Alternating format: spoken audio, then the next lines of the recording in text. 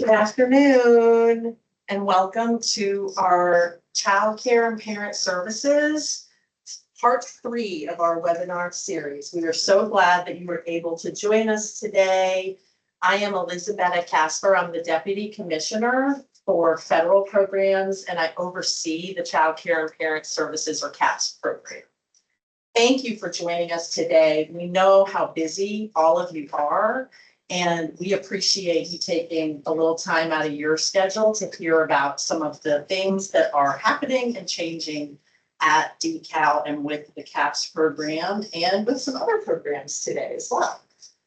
Joining me today is Bentley Ponder. He is our Deputy Commissioner for Quality Initiatives and Partnerships. Woody Dover, he is our Enterprise Project Management Director.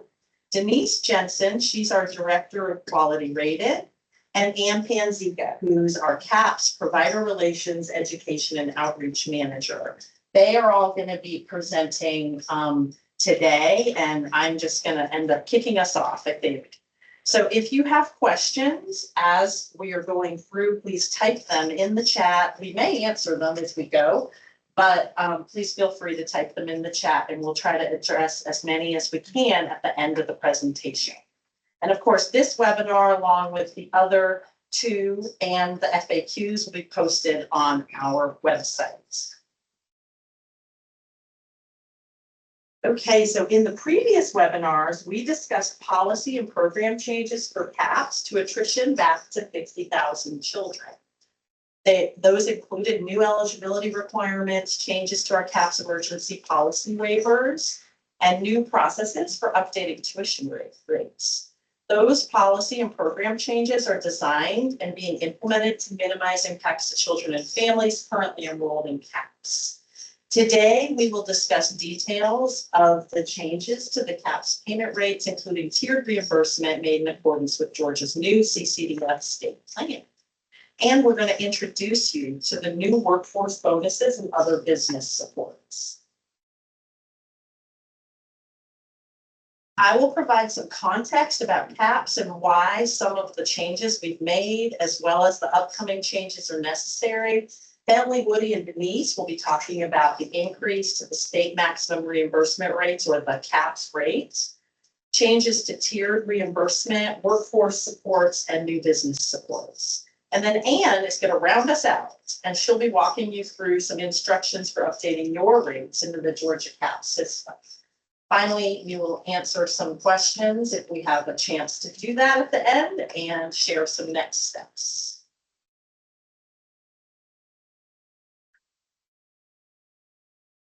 All right, so I'm going to take you through some sort of refresher. Some of you may have heard this or similar information on the previous webinars, but I thought it was important to share it for anyone who hadn't and to just refresh your memory if you have heard it.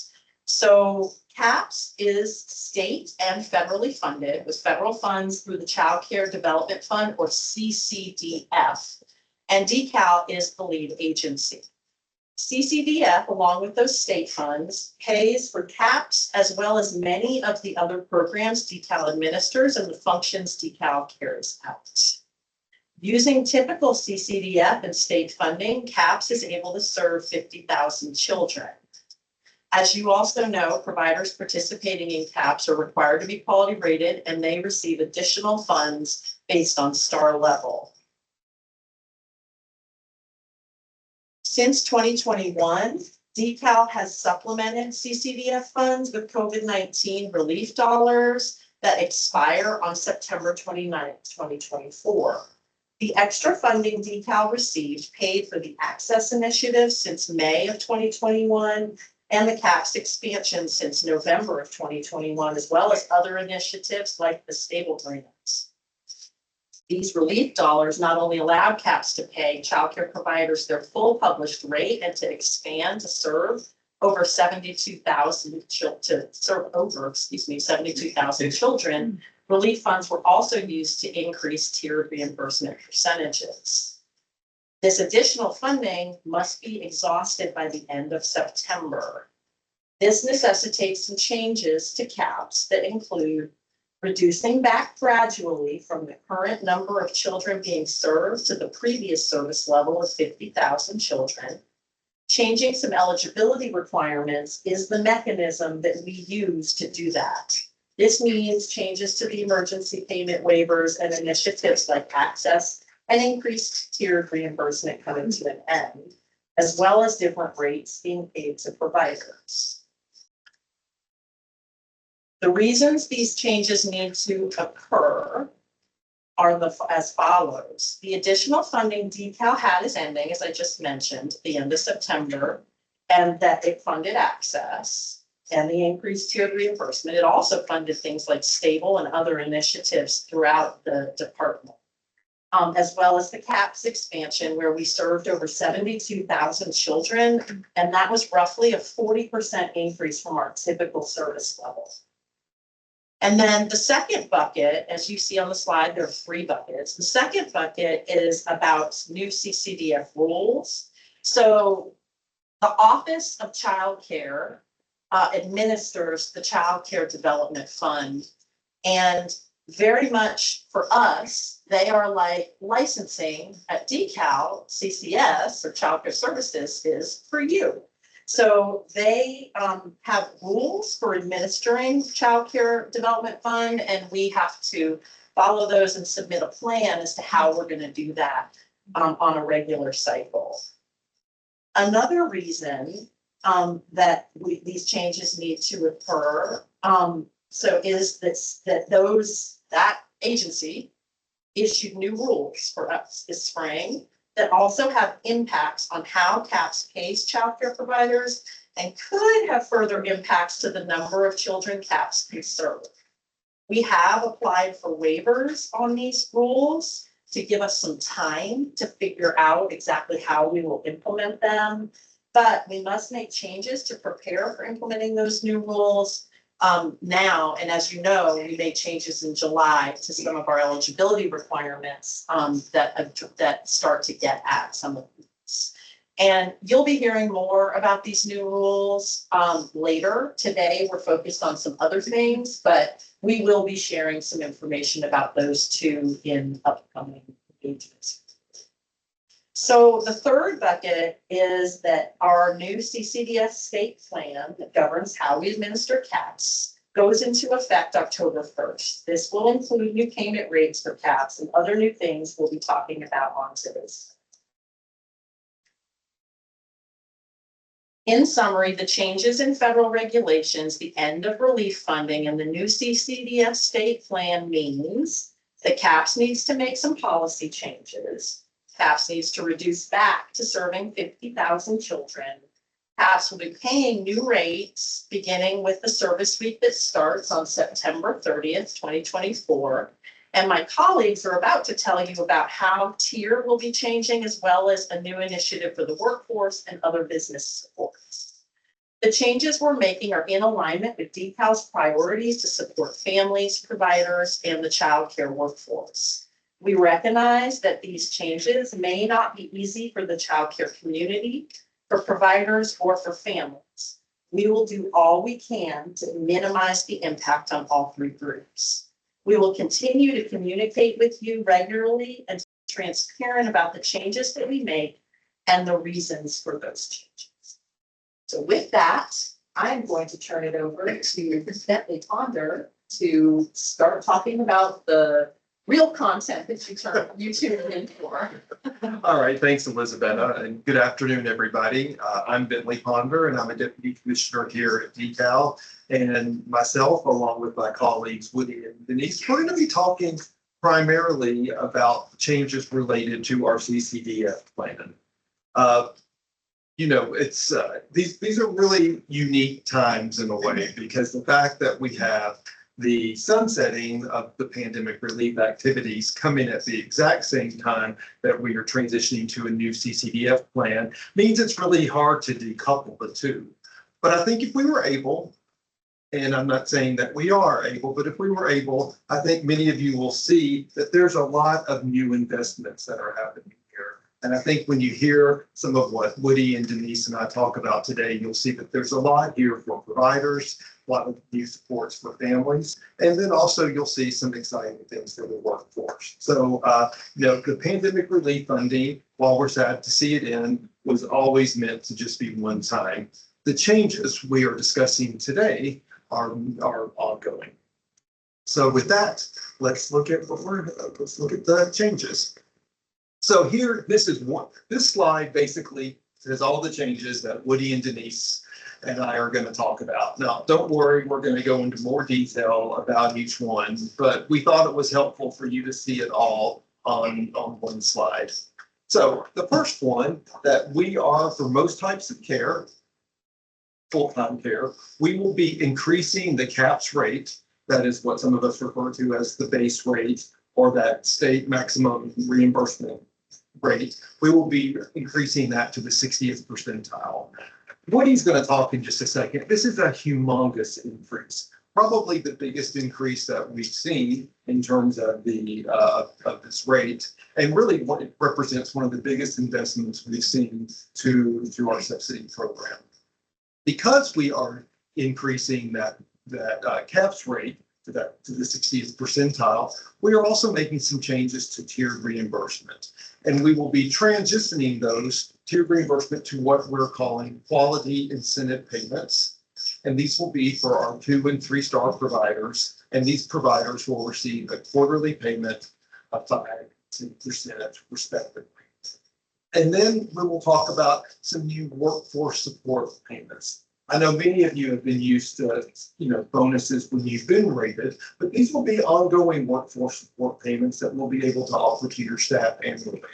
Denise is going to go into a lot of detail on this. I know this is something we saw a lot of success with during the pandemic, and I know that I speak for both Denise and myself that we're really excited that we're able to do that.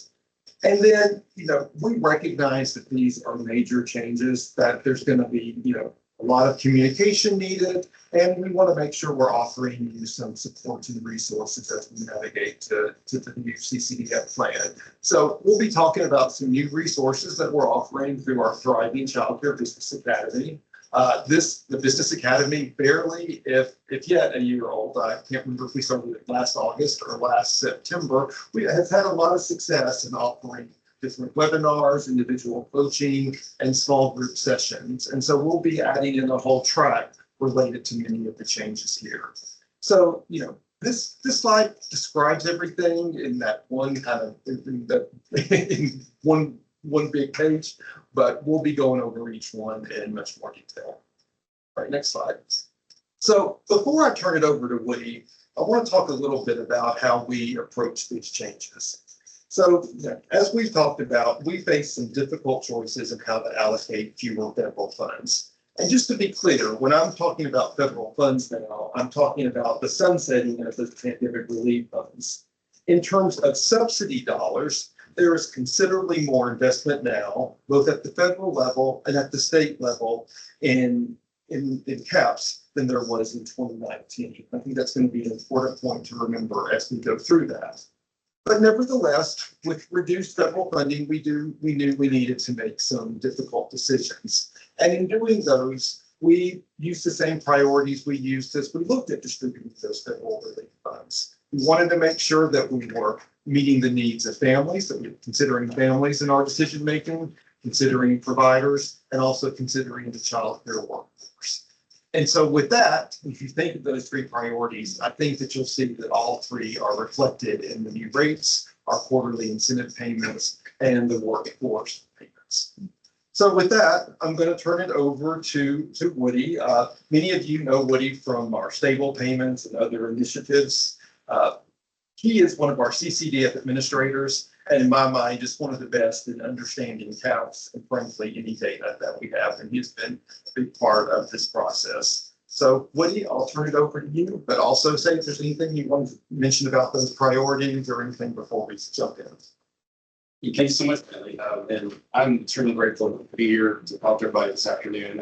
In terms of the priorities, I think it's important to reiterate, we're transitioning from a time where we've had limited one-time funding that we're just ending, and we're transitioning to a time where we have essentially, we're going into like a new normal of regular annual funding. And I think it's exciting that our annual funding is larger than it's ever been. That being said, unfortunately, it's not large enough to sustain a lot of things that we've done in the last 10 years. So when we look at the priorities that we have ahead of us, they're the same priorities we've had in the past. We've you know, whether it's families, providers, workforce, we've always had a challenge of allocating our resources across those priorities. And oftentimes we're left, you know, not being able to invest as much as we would like in all those areas. And unfortunately, that's still some of the things we're faced today. I mean, we have more funding than ever before, but I think with the transition ahead of us, what's going to happen is the funding from decal to providers is going to be reduced. And that's going to mean that a lot of providers are going to turn to families and ask those families to pay the differentials that will exist at that point in time. So I think at this time, we have prioritized families and impacted families to a great degree in some of these decisions. And that did not come lightly. We understand that means that it's coming to cost in other areas. But we felt like it was important for us to, you know, do everything we could to minimize the cost of families moving forward. And kind of reset the landscape as we move into the future years. So I just wanted to kind of back up and kind of just go over our general rate structure. I know most providers are really familiar with the structure, but I thought it was important just to kind of unpack the process of rates and rate setting. In Georgia, you know, we have our CAPS rates, also known as our state maximum reimbursement rate, SMRR, formerly known as our base rate. And it's the maximum rate the state pays providers offering CAPS before subtracting family fees. So our CAPS rates are essentially an agreement between CAPS and our families to pay you that amount. Our rates are broken down or set at 3 different payment zones that were established long ago. And they're illustrated here on the slide, zone 1, 2, and 3. Zone 1 being the highest level of rates, zone 2 being slightly less, and then zone 3 being a little bit less than that. And within each zone, we have 2 provider types. We have family and child care learning homes and child care centers. And then for each provider, we have 2 primary types of care. Those are full-time weekly care and then before and after care. And then we do have a small number of part-time care scholarships, but the primary ones are full-time before and after. And then we have beyond that, the rates go at the age level as well. We have our infants, so up to 12 months, toddlers, age 1 to 2, full-time care, preschool, age 3 to 5, and school age 6+. And for each of those age groups, there's a full-time rate, and then the before and after rate applies to all of them. So the CAPS rate is set or is updated based on federal regulations and funding availability. So what does that mean? That means that we have state plans we do every 3 years, and every 3 years we're required to do a market rate evaluation that looks at the price of childcare. And then we have to make sure that our rates align with what federal minimums are there. And then if we have the available funding, we might increase our rates beyond that or make other adjustments. And so that's what we do every 3 years. CCDF rules, which, you know, kind of dictate the process we follow, state that full-time rates must be at least at the 50th percentile. And just want to reiterate that. Let's see here. And so what do we do? So in the past year, we've conducted not only a market rate evaluation using a stabilization surveys, but we also did a full childcare cost study as well, to also look at not only the price of childcare, but also formulate cost of care analysis to use as context for that. And then ultimately, that's what we use to set the rates and give context. And so what we did is we used the market rate. It told us what the percentiles in the market were. We looked at the funding availability. We considered all of our priorities, as we've already mentioned. And the decision was to set our new rates for full-time care at the 60th percentile. Fortunately, we were provided with additional funding from the state to go above the 50th percentile. And so we went as high as we possibly could. And the new rates that we have are set to go into effect September 30th, along with the new state budget. So about the CAPS, the CAPS rate increases that we have. So decal is, just to reiterate, decal is raising the CAPS rate for full day care from the 25th percentile in 2019 to the 60th percentile. This is the largest non-pandemic related increase in CAPS history. I mean, I think it's rather significant that this is going to happen.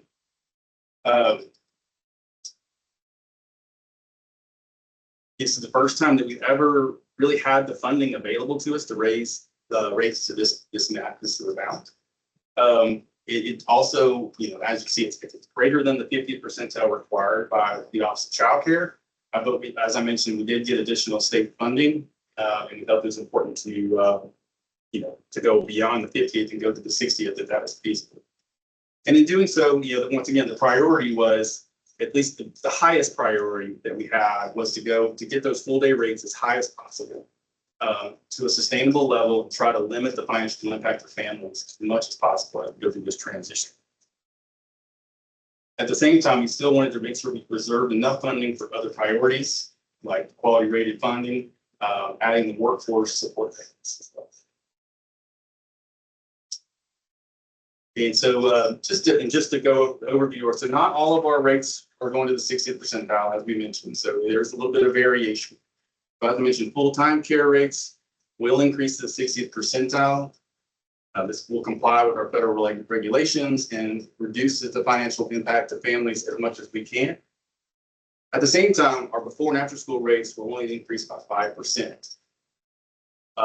That being said, as I mentioned, we did a total cost study of childcare, and that cost study verified for us that the new rates for before and after care will all exceed the cost of care at each level.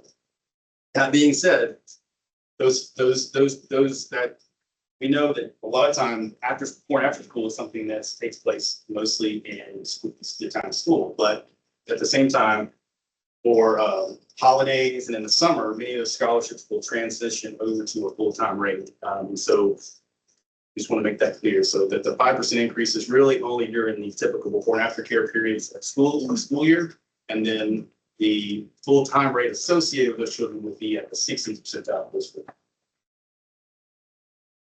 And just to illustrate just a snapshot of the rates changes. So this is just looking at rates for toddlers, so full day care for ages 1 and 2 in each zone for center and family. As you can see, this is the difference between 2019 rates and the 2024 rates. And in each of these circumstances, the rates are increasing by at least 30%. Now you may be wondering why, we're only talking about 2019 and 2024. I think just to acknowledge the fact that in the interim, obviously, we've had additional funding. So we're really trying to show you the difference from the last time we were essentially in a normal funding cycle to where we're going, which would be like being in a normal funding cycle. And this time I'll transition it back over to Bentley to discuss quality rate side of things. Sure. Next slide, please. Thank you, Woody. And I will say that while we were sitting here and you were going through your slides, I received a text from one of our friends congratulating us for going to the 60th percentile. So it's nice that people realize what a big deal that is. And, I think what the benefit that will be to providers and also our patients. So along with that, we will be transitioning our quality rated tiered reimbursement, and we will replace them with quality incentive. Now, I think most of you probably know how tiered reimbursement works, but currently, as part of the total CAPS payment amount, which is totally reimbursed, QR CAPS providers receive reimbursement set at various percentage levels that are based on their star rating. So different percentage levels for 1, 2, and 3 stars, and that vary based on funding. So at different times, we've been able to offer different percentages. Now we will be transitioning those, and this is partly due to the increase in those CAPS rates to quality incentive payments. These will be paid separately from weekly CAPS payments, and they will be distributed as quarterly bonuses. So it will be a completely new payment that providers will receive once a quarter. Next slide, please. So, what will this look like? So, in terms of the payment timing, as I mentioned, we will be paying these on a quarterly basis. They are available for 2 and 3 star programs. Our 2-star programs will receive a 5% quarterly bonus, and a 3-star program will receive a 10% quarterly bonus. Now, I know that we probably have some 1-star programs out there asking why they're not receiving a quarterly bonus, but I will say that when you look at that increase to that 60th percentile, most of our 1-star providers will be able to make up that difference in the increased CAHPS reimbursement rate. You know, remember when we started tiered reimbursement, we didn't have the policy requirement of being quality rated. Now that we have those, all of our providers are quality rated. So the increase in those rates, you know, also incentivizes quality too. And just so you know, we will be doing some different things. We'll be offering some different opportunities for our 1-star programs to be able to advance to a 2 or 3-star level. We'll be doing this in 2025 and more on that to come. Right, next slide. So just kind of last, you know, from what we know thus far, the payments will be based on that percentage, 5 or 10% of the amount paid for the service weeks in the previous quarter. So beginning in 2025, we will initiate those payments at the end of February, and those February payments will then cover the quarter between October and December, payments in May covering the quarter between January and February, and then again in August and November. We will be making an initial payment in December 2024. We're going to prorate that for the first quarter because we want providers to receive it in that first quarter. So this is a lot, and we know that this is a big change for many of our providers. I think we learned during the pandemic that many providers liked receiving that extra bonus, and I think this will work similar to that. And decoupling it from the tiers payment then also means that it will support families in having less of a differential.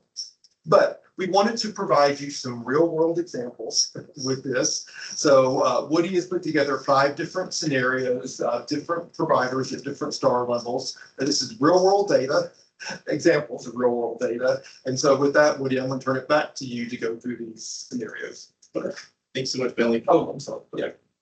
Sorry, I got ahead of myself with that. Anyway, this is, I'm so excited for you to see the scenarios. I forgot the slide. So anyway, this is just a summary again. So, you know, most of you will see an overall increase in payments.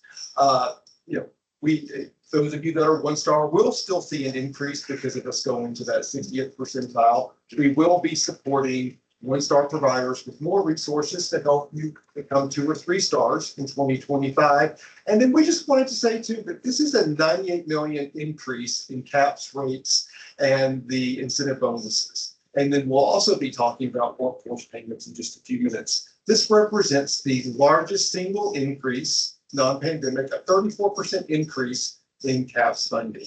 So, you know, I think it's important to know that going to that higher percentile really does represent a humongous increase. And with that, now I'll finally turn back to Woody so he can go through those scenarios. Hey, thanks so much, Bentley. Okay, so obviously we've talked about rate changes and changes to the tier, the quality improvement payments. We wanted to make sure we could give you some real world examples of how this would potentially look. And so what we've done here is we've established 5 scenarios, 3 for child care centers and 2 for family child care learning homes. And each of these scenarios is based on the average CAHPS provider. And so the average child care center in CAHPS has 32 children with CAHPS. 19 of those children are some type of full-time care, and 13 of those children are beforehand care. So in this example, we've got a child care center with a 1-star child care center in zone 3. The top bar represents 2019 payments based on this count of children, and then we have 2024 payments. And so on the right, you can see the enrollment based on an average provider. As I mentioned, we have 19 in full-time care, 13 before and after. And this is intended to represent a typical quarter of during the school year. And so as you can see in 2019, the payment for the 1-star provider in zone 3, the payments were split between CAHPS payments and tier reimbursement payments. As you can see in 2024, we are resetting the starting point for all of our CAHPS rates to that 1-star level. So there's no more quality incentive payment available to providers, but the base rates are going up significantly. So you can see for a quarter, the total payments will increase over 2019. And you can see those amounts specifically in the lower right-hand corner. All right, we go to the next slide. So once again, the average provider, like so, the same provider profile, in terms of like the count of children, but we have a 2-star provider in zone 2. And then as you can see in 2019, the payments were split between caps and tier reimbursement. That split still occurs in 2024. However, it's higher on the base rate side or the caps rate side, and then a little bit lower on the quality incentive payment side. But overall, there is a difference, and the new payments exceed the old payments. All right, next slide. And then the final one for childcare center, once again, same type of provider in terms of the enrollment count, but we have a 3-star provider in zone 1, and we see a similar trend. Obviously, caps rates to reimbursement 2019, and then in 2024, caps rates is much larger. The quality incentive payment is smaller, but all told, they provide the increase to provider relative. All right, the next slide, we'll switch over to a couple of family childcare learning home examples. So the average family childcare learning home provider in CAPS cares for 4 children in CAPS. 3 of those children are typically in full-time care of some type, and 1 is in before and after care. And here we have a 1-star provider in zone 3, and just the same thing here. 2019 payments were split between tier and CAPS rates. And then 2024, there's no quality incentive amount available. However, the total payments for the CAPS rates increases, and just in the funding for 2024 exceeds 2019. Next slide. And then the last scenario is a family childcare learning home, 3-star, zone 1. Once again, 2019 payments are split. 2024 total payments exceed 2019 payments. But the quality amount is a little bit smaller, but the caps rates portion is much larger. All right. Well, from that, we'll switch over to Bentley and Denise with workforce support. Sure. Thank you, Woody. And I know we're going to save questions for the end, but Woody, if you don't mind, we have one that was handed to me that I think goes along with what you just discussed. And I think it'd be easier if we just passed it down, if that's okay. So one of our listeners asked, does raising to the 60th percentile mean families could be paying a smaller differential? Yes, most definitely. It raises the amount. So as we know, providers, with this transition coming up, providers will be receiving the caps rate, and then they'll have their own published rate, and they have the ability to charge families the difference between those rates. So the higher we make our rate, that should lessen the difference between the provider's rate and our rate, therefore reducing the potential impact of families and what the total out of pocket they make. And just to be clear, the differential is different.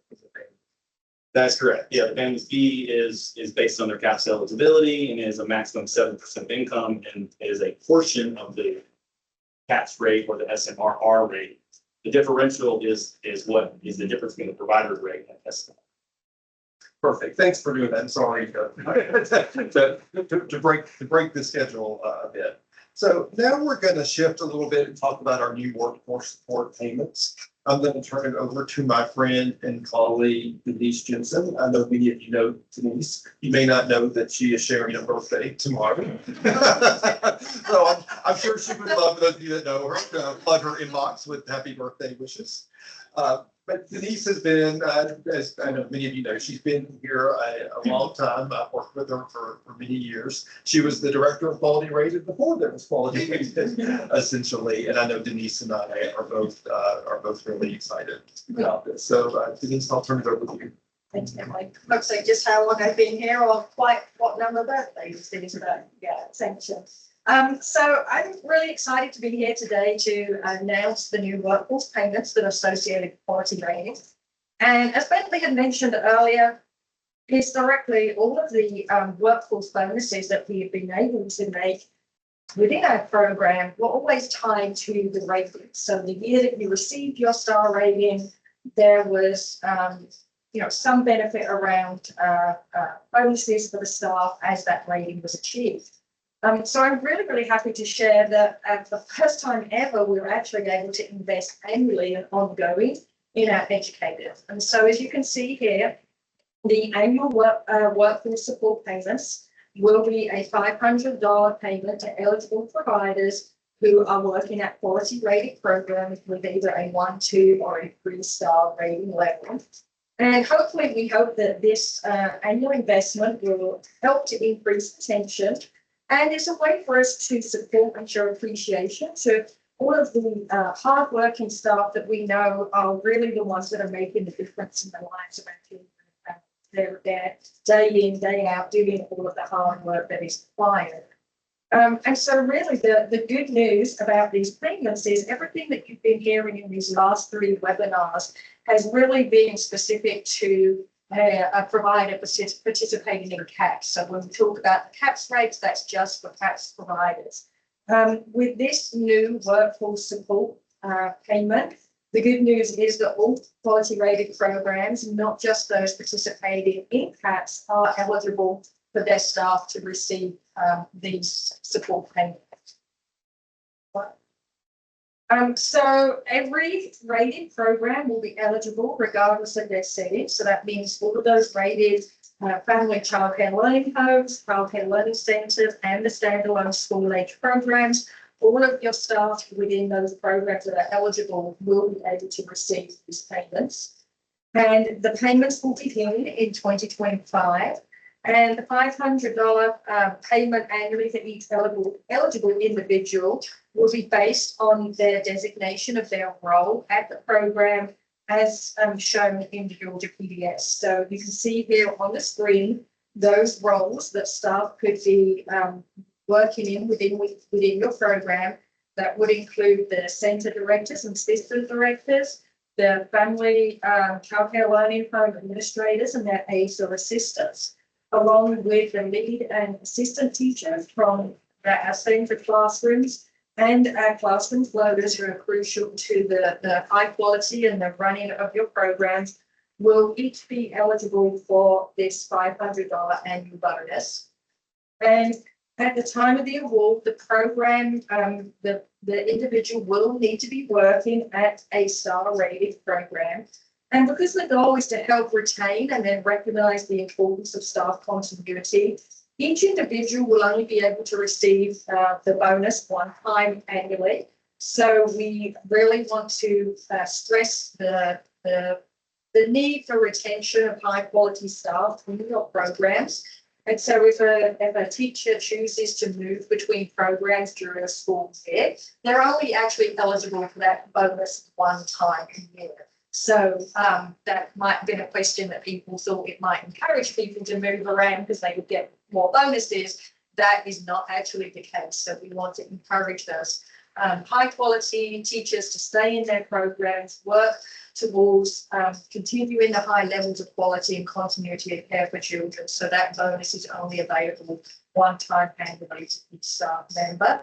And then if you are a teacher who happens to work in multiple programs or more than 1 program, the bonus will only be eligible for 1 program per year. So as to which program you receive the bonus under will be based on, again, on Georgia PBS and the program that you're listed as your primary workplace and the role within that program. Next slide. So beyond the payments to individuals, we've also expanded the successful Thriving Childcare Business Academy to help providers develop those crucial business skills. And so many of you may have already experienced the benefits of this really innovative resource. And Ben had mentioned earlier when he was speaking about the academy, it is September. So we are almost almost in the year. I could not remember. Yeah, so Thrive is also having an anniversary birthday, so we get to kind of join along in the birthday celebrations. And the Thrive Business Academy has really proven to be an extremely popular resource to business owners, administrators, in helping them acquire the knowledge and skills and tools to really make their homes and businesses a thriving childcare business. So the great thing about Thrive is all of the resources available through Thrive are free, free of charge. They carry training hours for some of the live training that is available, and there are also stipends that are awarded for completing the small study groups that are available. There's just so many resources available. I was actually just looking through Thrive, meeting that I was in prior to coming here, and it's just amazing the amount of resources that are available to providers there to really build up that knowledge bank in order to really help providers in both English and Spanish. There's 56 business and finance topics that are tailored to childcare providers. So while there's lots of business training out there, lots of information on running small businesses, this is geared totally to our industry. And so it's just an amazing wealth of resources and information. Beyond just what we see currently, which is the live virtual trainings, small study groups, one-on-one coaching, and then the self-study guide library, the new resources that are being developed that's really kind of tied into the updates to the caps rates and to the changes in the tier reimbursement is new resources that are going to be launched fairly soon. I don't have the deadline here. Maybe some of my colleagues know exactly when they're going to be launched, but by October, I believe, as these changes come in with CCDF, we will be launching a payment estimator tool, which, as we are kind of using this right now, it's going to be a great interactive estimator tool that is really going to allow you at the touch of a button to really be able to estimate what your new payments will be based on your specific situation. Those scenarios that Woody shared, you'll be able to plug in all the details that will be relevant to your program to really see what that increased tax rates will do for your program. It will kind of tell you exactly what you can expect your quality incentive payments to be, and as well as the workforce support payments that are really going to be geared to helping you maintain the quality that you are being able to provide to your families and children. The other two features of the new resources are going to be some new small study groups geared specifically for PACS participants to be able to kind of work through these new rate changes. And then there's also going to be additional one-on-one coaching that's going to be available to providers to get the most out of all these new changes as you navigate the new reality that we're facing. So this next slide that we have put together is, I think, is just going to be really kind of helpful to see at a glance all of the benefits of the changes and the new amazing resources that are being made available. So we can see here that as we look towards our scholarship eligibility, as we look at our STAR levels as we currently have, or statuses within QR, we can see that our provisional probationary providers are still going to have access to what we call those temporary scholarship awards. So for those providers that are not yet receiving a 1, 2, or a 3-star rating, while you're working through those provisional probationary temporary statuses, you are eligible to tax scholarships, and then that will also mean that you're eligible to those increased tax rates. At the 1-star level, this is where we see those temporary scholarships become a permanent feature of your program. And then, of course, at the 2 and 3-star level, we continue with that permanent eligibility for scholarships. You can see across the board, we have an increase in tax rates to all of our quality rated status providers. And then that quality incentive payment is being made to offset the investment that you are making into your programs to achieve those final level of quality with the 2 and the 3-star percentages there at the 5 and the 10%. The workforce support payments are available to all star rated providers, regardless of CAPS participation. And then you can see here that the Thrive Business Academy, the free tools trainings, as well as additional TA coaching, PD, and other trainings are available to all quality rated providers across the team. So lastly, just before I hand this back to Bentley to move on to our next topic area, I just want to summarize a little bit around detailed goals and how we kind of reached the decisions, as Bethany Woody was saying, that was some very difficult decisions that we made. So, of course, our first goal was to look to ways to be able to best support families during these changes. And that's where we did have to prioritise the full-time care to be able to make sure that these resources could be directed to where we believe they will be the most impactful. Then, of course, our second goal was to recognise the cost of higher quality and really needing to acknowledge and offset that to help providers maintain that higher quality was looking at the 2 and 3 star levels to kind of plug in that quarterly payment to be able to really think about how to use that influx each quarter to continue the maintenance of the quality levels that have been achieved. Then, of course, that third goal was to support and recognise the workforce. And obviously key to that is the retention of that workforce to ensure continuity of care for the children. And then lastly, our fourth goal as ever, as a A+ state agency, we want to continue our good stewardship of those federal funds and then to be able to create ways to come up with cost-effective solutions to really help businesses thrive as we move into this phase. So with that, I'm going to hand back over to you. All right, thanks, Denise. And I know that we're seeing a lot of excitement about the workforce. Yes. So I know that makes us excited to see those.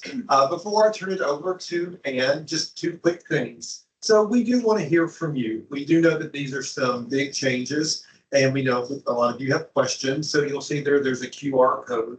If you can scan that, you'll be directed to a survey, and that survey will be open until August 30th. I do ask, if you scan it, I would ask that you not take the survey until we're done with the webinar, because some of the questions that you put there may be answered momentarily, but we do want to hear from you. And then we will also be announcing soon some live roadshows where we'll go into more depth about these quality incentive payments, the movement to the 60th percentile, the workforce support payments, and just to hear from you. So we do not have exact dates for these now. We are looking to do at least 3, maybe a 4th, but looking in the metro Atlanta area, Savannah and Cartersville. You may ask why we select these areas. It's actually based on the data where we have the most quality rated, concentrated areas of quality rated providers. So that's why we will be coming there, but we hope all of you will be able to join us. And again, thanks for listening to this part. I know it's a lot of information. After Ann, we will take some time to answer a few questions. But with that, I'm going to turn it over to Ann. Thank you, Bentley. Good afternoon, everyone. My name is Ann Pansica, and I'm the CAPS Provider Relations Education Outreach Manager. And I will be going over how to change your rates in the Georgia CAPS system, also the SMRR or the CAPS rate, and where to find it, and some other supportive resources for you. So first, let's go over some key points to know about the upcoming changes. So to start, CAPS will pay either the provider's published rate or the CAPS rate, whichever is less. The CAPS rate is updated based on federal regulations and funding availability. Families will be responsible for paying both the differential and the family fee. So using pandemic relief funds, DeKalb previously paid the provider's stated rate, so there was no differential for families to pay. But due to CCDF regulations, most families are assessed a family fee, which was waived from May 2021 to October 2023. A family fee is different from the differential. Not all families have a family fee, but if they do, they will be responsible for paying both the family fee and the differential. So there were some questions that came in about the SMRR and the CAPS rate and where to find those. We actually have that on our webpage. So if you go to the Provider Relations webpage in a slide, that upcoming slide, I'll show you exactly where to locate that, but there's also a link right there to the proposed SMRR. So you will be able to change your rates in the system beginning August 5th in the Georgia CAPS portal. Many of you have already changed them in the Georgia CAPS provider portal, and we want to thank you for doing that. It's good to try to get those in early, but also to make sure that you're reviewing them so that they're accurate. You must submit your rates by September 2nd to ensure that they're applied by September 30th. Please make sure that you check your rates carefully. I can't say that enough before submitting, because if your rates are submitted incorrectly, you can only edit them after they're reviewed and returned to you. Provider relations staff is unable to make corrections or edit the rates, so we have to send them back to provider for corrections. We cannot guarantee that your rates will be applied on September 30th if they're submitted after September 2nd. So please make sure that you're entering the correct rates before submitting them and that you're getting them in by September 2nd.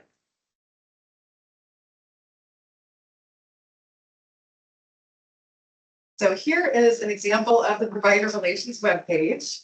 We have many resources on it to support providers.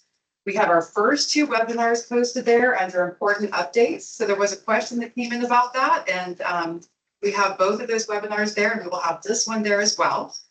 We also have written instructions on how to update your rates in Georgia CAHPS and a tutorial video on how to change your rates there as well. We also have informative resources such as the webinar FAQ, which has recently been updated. And we also have, again, the proposed state maximum reimbursement rate. So another great development is that there is now a field for adding your registration fee in the provider portal. You will need to upload supporting documents when you're entering your rates. So you can upload either a page with your rates that has your facility's letterhead at the top, or the rates written or typed in your parent handbook that indicate what your rate is. And you will need to add a comment section, so you still will need to add something there. And you can just put the page in your handbook where the rates can be found, or you can just indicate uploaded rates. So if you need help or if you have questions, please register for the weekly Georgia CAHPS 101 sessions. They're now in Georgia PDS to register for, and we're also going to have them on our webpage. And you can also call provider support if you have any questions, and their number is there. You also can email CAHPS provider support. So all 3 webinars will be available on the CAHPS Provider Relations webinar, and the first 2 currently are on their webpage, sorry, and also the locations that are shown on this slide. So we recently organized and answered the questions that were asked at the last webinar on July 23rd. And that update FAQ will be available on the Provider Relations webpage this week.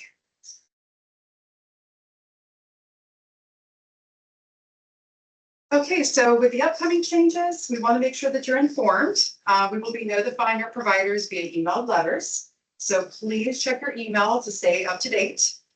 And in addition to that, we'll be updating our webpage regularly with important information. And also we will have our webinar there, all 3. And we'll also be sending notifications in the Georgia CAHPS portal through bell notifications and banners. And if you have any questions about anything quality rated, you can reach out to Quality Rated. Their contact information is right there on the slide as well. And those scholarships, I know that there was a question that came in about the scholarships, and they will be available in the Georgia CAHPS portal that week. September 30th is when the rate changes will go into effect, and you'll be able to view the scholarships in the portal at that time as well. And with that, I'm going to go ahead and just want to thank you real quick for attending this webinar and for everything that you do as childcare providers. And we're going to go ahead and open up the floor now for questions. Thank you, Ann. And we have a few minutes for questions.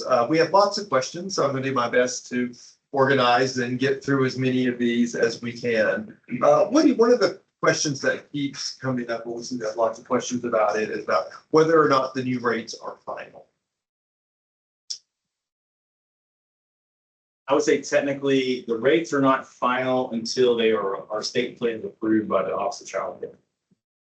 So I mean, they're as final as they can be for now, but obviously it will be not, we won't know until the fall whether or not our plans are approved. But usually our plans are approved.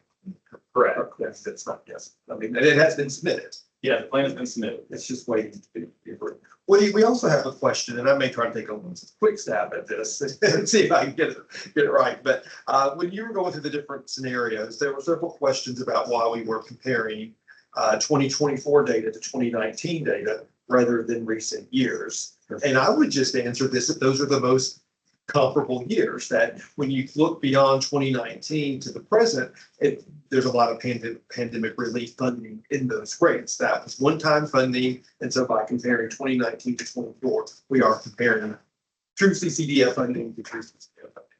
That, exactly, yeah. Is that correct? Yeah, that's exactly correct. And I apologize about I thought I mentioned that, but I probably went a little too quickly through that. But yeah, that's exactly correct, Emily. I mean, even into 2020, more or less the rates and everything were still exactly the same as in 2019. But starting in 2020, we had stimulus dollars come in right away. We had amended policies. So you can't really compare 2020, 21, 22, and 23 to any time before that or after that. Right. That's great. And then we've also had several questions asking about how providers can review the market rate evaluation and the cost studies. Yeah, for sure. Love for you to go out and look at that. They're on our website. Just to kind of quickly navigate you through that, if you're on our decal.ga.gov website, you'll see a yellow banner there, and I would hover over where it says agency. You go down to research, you will see the research, everything will come up, and right there, you will see an option to select the market rate survey from 2024, as well as the evaluation of the cost of childcare in Georgia, which starts in 2024, and we're in so the market rate survey is there, and we've got 7 cost reports we're planning to publish. 3 of those will be published before the end of this week on our website, and within the next 2 weeks, the remaining will be out. Great, great. And while we're just talking about our website, we did have a few questions asking us how providers can access Thrive, the Thrive Business Academy. So that is also on our website at decal.ga.gov/thriving.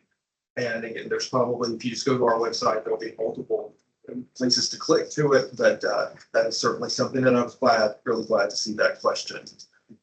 Elizabeth, so we've had several questions asking about the rates for children for foster care.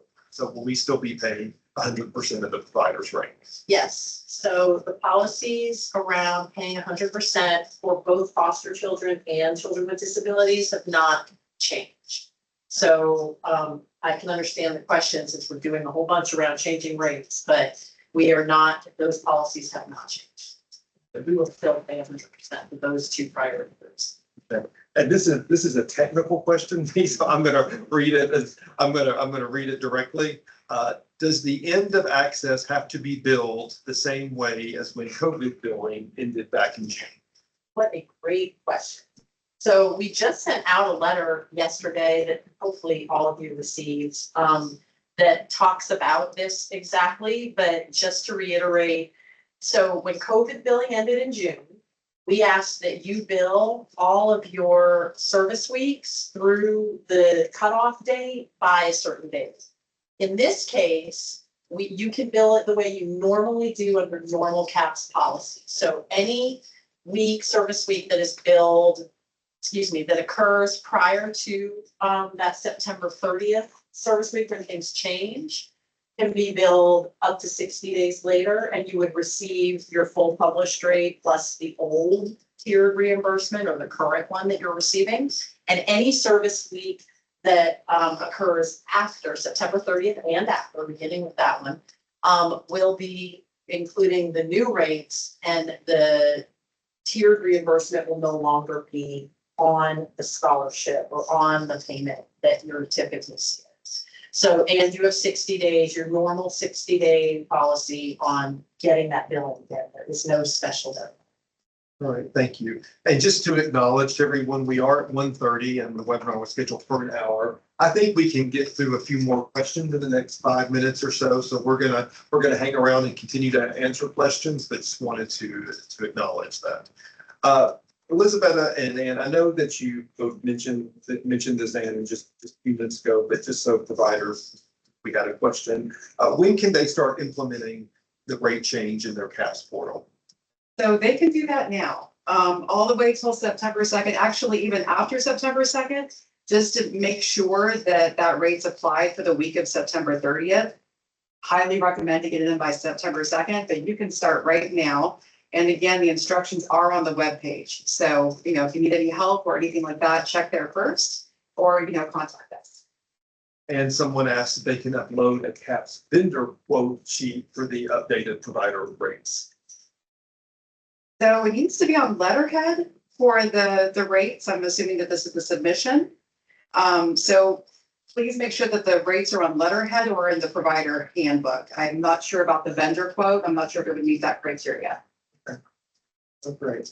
And then, I think you also mentioned this too, when will providers have updated scholarship information for each child?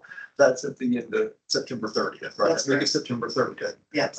And on that note, we had a question, are we updating families with the information that we provided today? Yes, so I'll take that one. So we have the letter that went out yesterday that talks about the end of access and some of the other emergency policy waiver changes also went to families, or a version of it went to families. To make sure that they are clear that they will be responsible for paying the differential after, in addition to their family fee, after September 30th, but also letting them know the wonderful news that we are increasing our rates. And so hopefully that differential will be smaller for them than it has been.